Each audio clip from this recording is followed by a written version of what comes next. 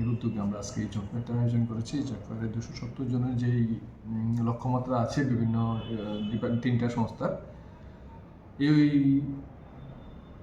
ইন্টারভিউর জন্য প্রায় এখনো অবধি আমাদের কাছে যতটুকু নিউজ 600 জব সিকার বেকার যুবক যুবতীরা আজকে এখানে এসেছেন, ইন্টারভিউ নেবেন। আমাদের আশা 270 জনের মধ্যে 270 জনেরই প্লেসমেন্ট দিতে পারবো তিনটা সংস্থার মাধ্যমে। তো আপনাদের মাধ্যমে আমার একটা রিকোয়েস্ট, কারণ আমাদের ত্রিপুরা তো বড় কোনো ইন্ডাস্ট্রি নেই, তো যার ফলে বাইরের ভালো ভালো সংস্থা আমাদের ত্রিপুরা ছেলে মেয়েদেরকে নিতে চায়, কিন্তু আমাদের ছেলেমেয়েরা এখনও বাইরে গিয়ে চাকরি করার যে মানসিকতা সেই জন্য এখনও মেন্টালি প্রিপেয়ার্ড হয়নি।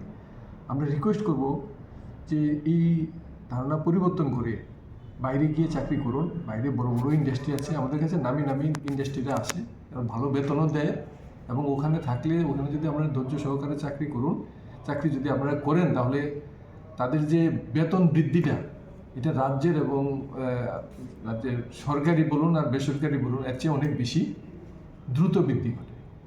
আমরা অনুরোধ আপনাদের মাধ্যমে বা আমাদের বেকার যুবক যুবতী তারা যাতে বাইরের যে সুযোগ সুবিধা আছে এটা যাতে গ্রহণ করেন।